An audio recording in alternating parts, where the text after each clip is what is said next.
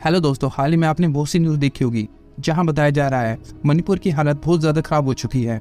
Situation out of control है, जिसके चलते अब इंडियन आर्मी को भी वहां डिप्लॉय करना पड़ रहा है। यहां तक कि भारतीय एयरफोर्स से और भी ज़्यादा पैरामिलिट्री फोर्सेस बुलाई जा रही है, जिससे कि मणिपुर में जो भी हिंसा हो रही है उसको कंट्रोल किया जा सके। अब तक करीब 9,000 से 10,000 लोगों को सेफर प्लेसेस में शिफ्टेड किया गया है, वो भी अपने ही स्टेट में। वो इतना ज़्यादा असुरक्षित है कि उन पर कभी भी अटैक हो सकता था, जिसके ही चलते अभी भी बोला जा सकता है कि सिचुएशन अभी भी कंट्रोल से बाहर है, कंट्रोल में आई नहीं है। बहुत से इलाकों में सिचुएशन इतनी ज़्यादा खराब है कि गवर्नमेंट ने ही शूट एंड साइड को ऑर्डर दिया है एक्सट्रीम केसेस में। ये सब इतना ज़्यादा हो चुका है कि मेडल विनिंग मैरी कोम ने भी ट्वीट किया है और बताने की कोशिश की है माय स्टेट मणिपुर जल रहा है, काइंडली हेल्प। और साथ में टैग किया है हमारे प्राइम मिनिस्टर नरेंद्र मोदी जी को, साथ में होम मिनिस्टर और गृह मंत्री अमित शाह और राजनाथ सिंह को भी। इन्हीं चीज़ों से आप आइडिया लगा सकते हैं अभी मणिपुर में कुछ ज़्यादा ही गलत हो रहा है, और हम आज की इस वीडियो में उसी के ऊपर बात करने वाले हैं। बट दोस्तों, वीडियो स्टार्ट करने से पहले अगर आपने अभी तक चैनल को सब्सक्राइब नहीं किया है तो प्लीज़ जल्दी से चैनल को सब्सक्राइब कर दीजिए। अगर दोस्तों बहुत ही सरल शब्दों में समझा जाए कि आखिरकार मणिपुर में ये सब हो क्यों रहा है, तो बता दो, जो हिंसा मणिपुर में हो रही है उसका मेन रीज़न है कोटा डिमांड। जैसे कि आपको पता है, कोटा इंडिया में शेड्यूल कास्ट, शेड्यूल ट्राइब और ओबीसी को दिया जाता है। फिलहाल में ही ईडब्ल्यूएस के लिए भी कोटा स्टार्ट हुआ है, बट प्राइमरी कोटा सबको इन 3 कैटेगरी में ही दिया जाता है। देखिए, मणिपुर की आबादी जो पॉपुलेशन है वो लगभग 32 लाख के आसपास है, और यहाँ पे एक बहुत बड़ी कम्युनिटी है मेथे कम्युनिटी, जो मणिपुर की आबादी का आधे से ज़्यादा है। करीब करीब इनकी आबादी 53% है। हाल ही में मणिपुर हाईकोर्ट ने स्टेट गवर्नमेंट को ये बोला था कि आप कंसीडर कर सकते हो जो मीठी कम्युनिटी है इसको शेड्यूल ट्राइब की लिस्ट में डाल सकते हो। कोर्ट ने यहाँ पे शेड्यूल कास्ट नहीं बोला, शेड्यूल ट्राइब बोला है, और ये कोई ऑर्डर नहीं था कोर्ट की तरफ से। उन्होंने बस बोला है कि ऐसा अगर स्टेट गवर्नमेंट कंसीडर करना चाहे तो कर सकती है, जिससे ये लोग एसटी कम्युनिटी में काउंट हो सकें। एंड इसी बात के चलते मणिपुर में एसटी कम्युनिटी और काफ़ी लोग गुस्सा हो गए, क्योंकि एक बड़ी आबादी जो है मणिपुर की उसको अब एसटी कम्युनिटी में डाला जाएगा। और काफ़ी लोगों को तो ये भी कहना था कि जो मेठी हैं वो नो ट्राइबल लोग हैं, वो एससी, ओबीसी और ब्राह्मण हो सकते हैं, बट जो अदर लोग हैं जो एसटी कम्युनिटी से बिलोंग करते हैं, उनका कहना है कि मेठी कम्युनिटी के लोगों को शेड्यूल ट्राइबल कम्युनिटी में काउंट नहीं करना चाहिए। इसका एक मेन रीज़न ये भी है कि अगर आप एसटी कम्युनिटी को एक बड़ी आबादी में ऐड ऑन कर देते हैं तो जो कोटा कुछ ही लोगों में होता था अब उसका एरिया बढ़ जाएगा, और अब ये कोटा एक बड़ी आबादी के साथ बांटा जाएगा।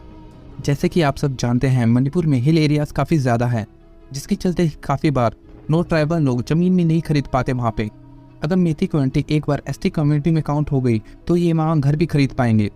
शेड्यूल ट्राइब का एक ये भी कंसर्न था यहाँ। दोस्तों, अगर कुछ रिपोर्ट्स की माने तो ये जो वायलेंस हुआ है शायद ये ना भी होता अगर मणिपुर के लोगों के पास जॉब होती तो।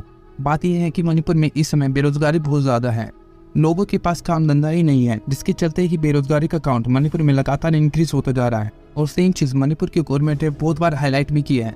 अब देखिए, जब लोगों के पास काम धंधा नहीं होता तो उनमें फ्रस्ट्रेशन बढ़ने लग जाती है, जिसके चलते ये छोटे छोटे इशू भी बड़ी आपदा में कब बदल जाए इसका पता भी नहीं चलता।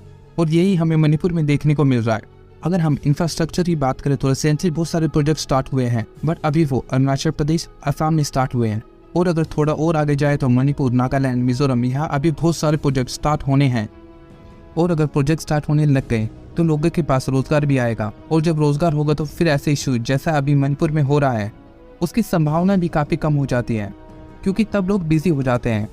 लोगों में इशू तब भी होंगे, गुस्सा और नाराज़ भी होंगे, बट इशू इतनी ज़्यादा आगे बढ़ने के चांसेस भी उतने ही कम होंगे। बहुत बड़ी स्केल पे वायलेंस होना तब पॉसिबल नहीं हो पाएगा। और दोस्तों, मणिपुर में वायलेंस की बात करें तो ये वायलेंस इस हद तक बढ़ गए थे कि लोगों के घर जला दिए गए, कार्स में आग लगा दी। मतलब सिचुएशन बद से बदतर हो चली थी, जिसके चलते ही वहाँ से करीब 10,000 से ज़्यादा लोगों को कहीं और लेके जाना पड़ा, जिससे उनको कोई भी हानि ना हो पाए इन दंगों में। दंगों के चलते फिलहाल के लिए वहाँ इंटरनेट सेवाएं भी बंद कर दी गई थी, जिससे कि कोई वहाँ फेक न्यूज़ फैला ना पाए और जल्द से जल्द मणिपुर की सिचुएशन को कंट्रोल किया जा सके। और देखिए, हमें इससे ये भी पता चलता है कि कोटा जैसे इशू कितने सेंसिटिव होते हैं। अगर आप कुछ भी चेंजेस या बदलाव चाहते हैं तो इन्फॉर्मेशन क्लियर कट आप जनता तक पहुँचाएँ, जिससे मणिपुर में मिसअंडरस्टैंडिंग के चलते जैसा हुआ वैसा कुछ ना हो पाए। और यही बात मणिपुर के सीएम ने भी बोली है कि मणिपुर में कुछ मिसअंडरस्टैंडिंग के चलते ये वायलेंस हो रहा है। ज़रूरी यही है कि लोगों को सही तरीके से बताया जाए, गाइड किया जाए, जिससे ऐसी सिचुएशन खड़ी ही ना हो पाए। और गवर्नमेंट को भी जल्द से जल्द यहाँ बेरोजगारी का कोई ना कोई हल निकालना ही होगा। अदरवाइज जो हमने देखा और देख रहे हैं, ऐसी सिचुएशन दोबारा भी खड़ी हो सकती है अगर जल्द ही कोई एक्शन ना लिया गया तो। और दोस्तों मैं आपसे जानना चाहूँगा आपका क्या ओपिनियन है मणिपुर की इस सिचुएशन पे। प्लीज़ कमेंट पे अपनी राय दे सकते हैं और वीडियो पसंद आए तो वीडियो को लाइक और चैनल को सब्सक्राइब जरूर कीजिएगा। अब मिलेंगे नेक्स्ट वीडियो में, तब तक के लिए।